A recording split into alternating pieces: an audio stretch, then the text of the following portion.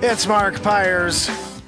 I was walking down the road today, looking for another way to ease my mind and help my living. And this is the longest running daily variety show on Earth. 1,644 days in a row. And we're doing it. We're here in the studio. It's Sunday night, and I just saw the Indiana Jones movie. Anybody else seen that? No, Joanne. No one cares if you saw. Joanne says, "I saw it." Nobody cares. How did you get in? Did they give you a private screening? Only person in the theater. Nobody else could fit in the screening. All right, Joanne, tell us all about it. Joanne, no one can hear you over the wheeze. You know, she never learns. She's just, but all I hear is, oh, unbelievable. Anyway, I guess I'll tell you like what I thought of it, because, you know, we'll be here all night trying to figure out what's going on. What is she talking about? Yeah, S-Coop is in the house. Virginia's here. We're from the top, guys. Indiana Jones, the dial of destiny. Guys, when you've got the dial and it's your destiny, you better do it. You better go out there and do it. Oh, goodness. So a couple things I don't know. I'm a fan of the Indiana Jones series, you know, especially my favorite of all time. It has to, and it will always be, the third, which was I can't even think of the name of it right now. But the third one was with Sean Connery as well. And thereafter, the Ark of the Covenant. That's the best one. You know, where the guy drinks from the wrong goblet? You chose poorly. Shrivels up and dies. Last Crusade. That's what it was. It was Indiana Jones and the Last Crusade. That was the best one. All the other ones, they're all right. I mean, they're good. They're very good. This one today, I'll give you my impressions. First of all, you know this new thing where they're just using AI in order to recreate people's younger selves? The first, 20... spoiler alerts. Guys, just so you know, if you're planning on seeing the movie and you don't want to know about it, I don't know what to tell you. I'm going to freaking talk about it. Not much, just a couple things that I thought. Like this whole, let me pretend Harrison Ford is 30 again and let's shoot him and do a whole scene. They did 10 scenes with him at 30.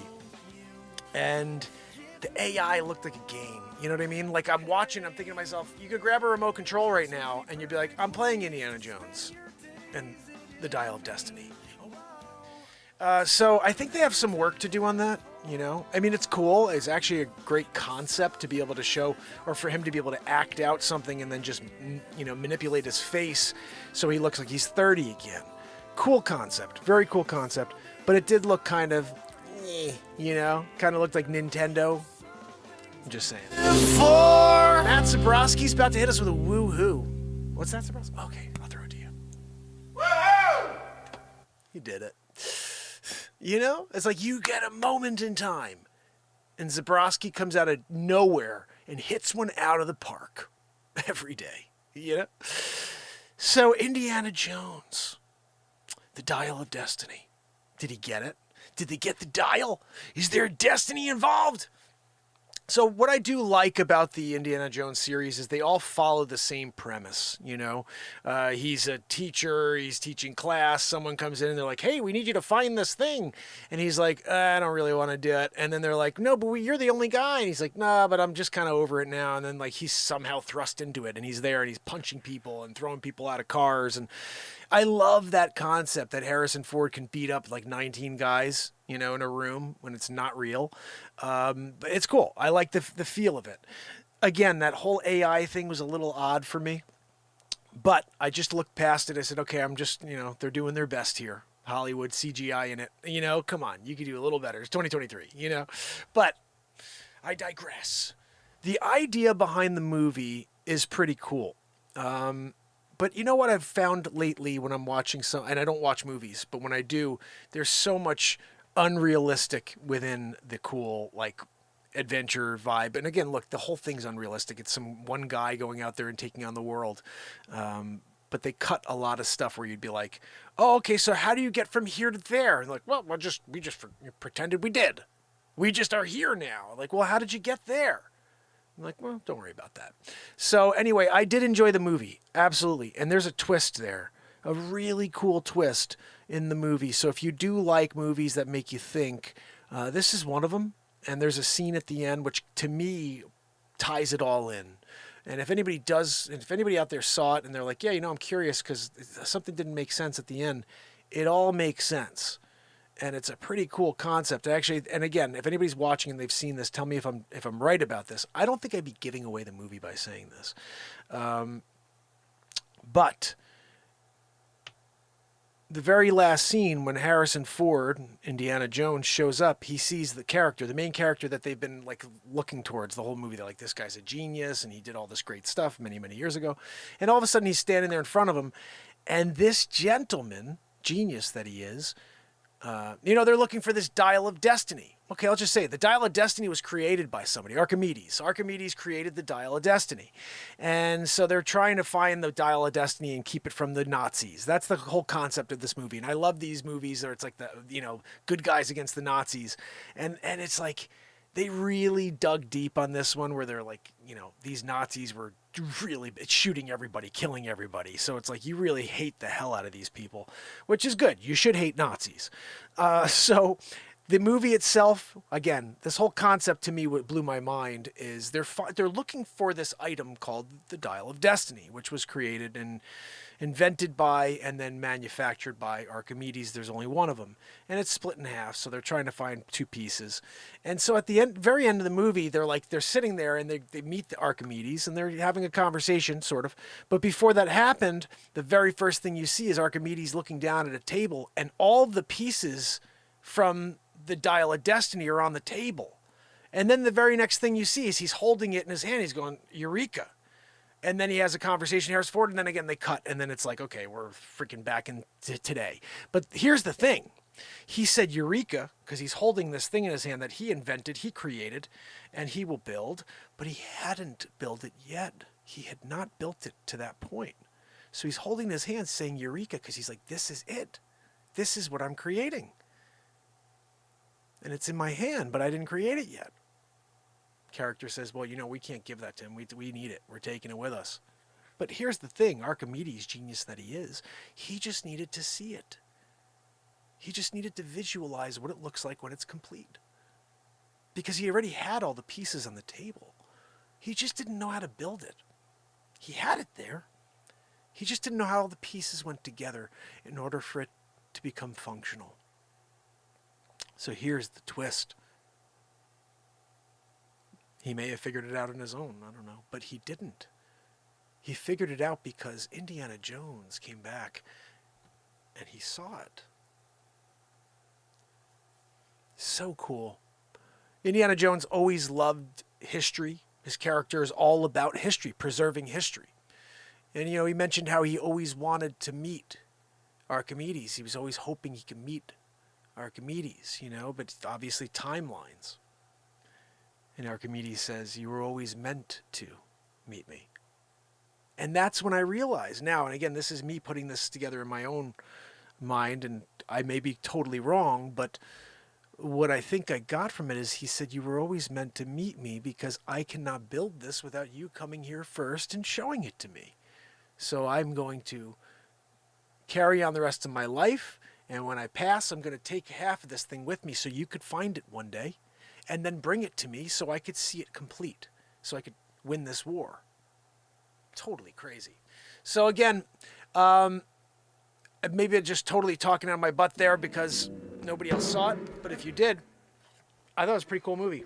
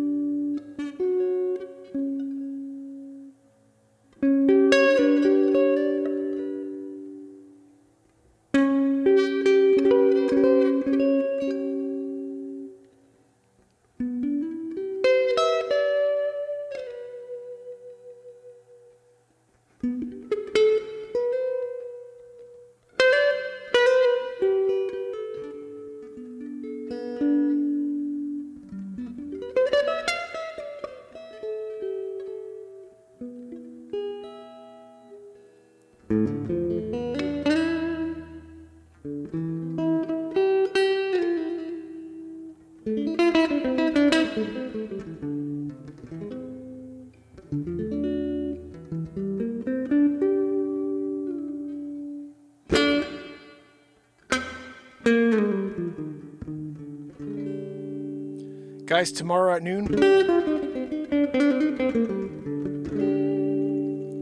Nightfall. I'm going to give you the link quickly because it is premiering tomorrow at noon, and I'm hoping you guys will join me for it.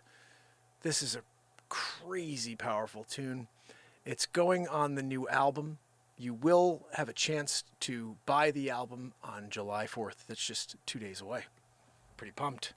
Pretty pumped. I wish that I had that link that like has all the little 20-second breakdowns of the songs, but they didn't send it to me this time. I don't know why.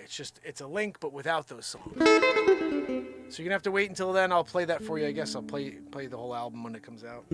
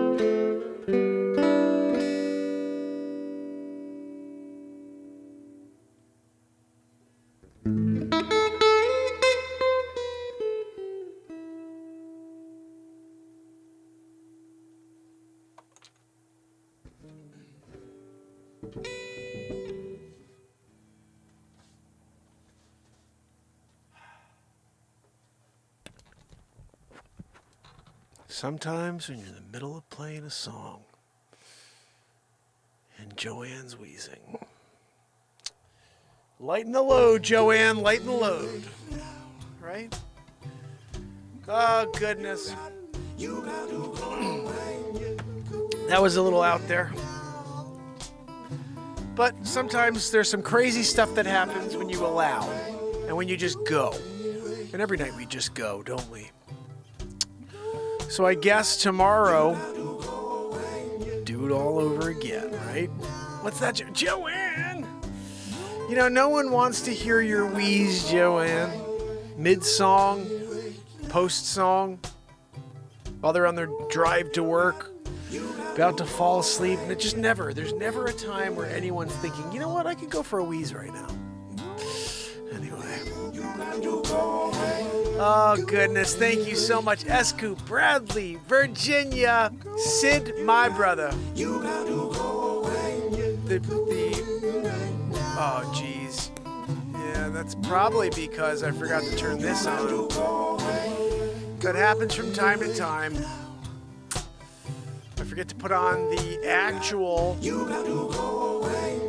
camera. It's called the virtual camera. And when you're doing it, you got to click it on. I didn't do it tonight. I forgot to click it on. Anyway, guys, tomorrow is day 1645 in a row, the day before my 16th album premieres and is available for purchase. If you can, join me at noon when we watch Nightfall. It's a 5-minute, 44-second song. It's straight fire. The lyrics are at the bottom of the screen. You will be able to purchase this song on Tuesday, July 4th. I'm so excited about this album, Singularity. Very, very good songs in this album. I feel like every album I put out there has been great songs, but I don't know. I mean, it's all subjective. But I'm really proud of the guitar playing and the vocal looping and the hooks and the songs and the messages in this album. So I hope you guys enjoy it. I hope you'll check out Spotify. Give me a follow over there. Just type in Mark Pires. And if you can, share. Let people know that Singularity is being released on Tuesday. Songs number 197 to 209. That's insane. I can't believe I'm going to have 209 songs out in the world. That's quite an accomplishment. You know, even if you wrote crappy songs, 209 would be pretty impressive. You know what I mean? I don't think I write crappy songs. This is one of them. You got to go away. You got to go away, yeah. That's on an album. You can go listen to it. Just type in Mark Pires, type in Go Away. And it's a ghost song. It's crazy. The lyrics are... I don't know if they're at the bottom of the screen on that because I wasn't doing that early on in the show. That's been more the last year and a half, maybe. But that song, it's a ghost song. It's crazy. Did I give you the link? I did. If you can, noonish, I think it's noon, click the link and let me know. Leave a comment under the video if you can. Share the video tomorrow. Let's get a couple million views on it tomorrow, guys. Right? Nightfall? We all should be listening to Nightfall. It's crazy. Anyway, let me say goodnight to you. If you are on YouTube, I will be over there in a moment. You know, when you get going, sometimes you miss out on everything because you're in the middle of rocking and rolling, you know? And that's bound to happen. But when you're trying to find the fam and friends so you can say goodnight to them, and the link just ain't working, you know? That's where I'm at right now. Got it open, Joanne. Thanks to me, really. You did nothing. Destroying the show. That's all you've ever known. Guys, we're missing a few thumbs up. What's going on over here? I see a couple more people on, then thumbs up. So if you can, if you didn't thumbs up yet, smack that friggin' screen. Your thumb is not that big. Just hit the button. Barella, my brother. Bradley Smith. I see Chris Donaldson in the house. Sydney. Kill it and grill it. Leisure number 7. Pamela Swan. That's cooping it, right? Trish Killian and Virginia. And I'm going to just take a guess, a gander, throwing it out there that Wolf is out there. She's kicking it. Or she's coming on in. She'll be over in a minute. So if you can, guys, join me tomorrow at noon, Nightfall. I'm so pumped about this song. It's on the album Tuesday, Singularity. I don't know how to get this to different people who have playlists and like radio stations, but this album should be on every freaking radio station. There's so many great songs in this album. You need a song about finding motivation to keep going, never give up. It's such a powerful song. That's on this album. Nightfall is fire. I Will Survive. I'm Like Water. Time Machine. Summertime. Summertime is here. There's so many great songs, guys. Be Free. That song is like... And there's another sleeper I didn't put on. I think I put it on. Living in a Crazy World. That's another crazy song I wrote about a month ago. Good stuff. Living in a crazy world. Crazy time. Everyone's out of their mind. That's the hook. Anyway, till tomorrow, fam and friends. You got to go away. What's that? Joanne wants to say goodnight, everybody. Go ahead, Joanne. Joanne, no one can hear you over the wheeze. Goodness. Have a good night, fam. Tomorrow, day 1645 in a row. You got to go away. Yeah, yeah. You got to go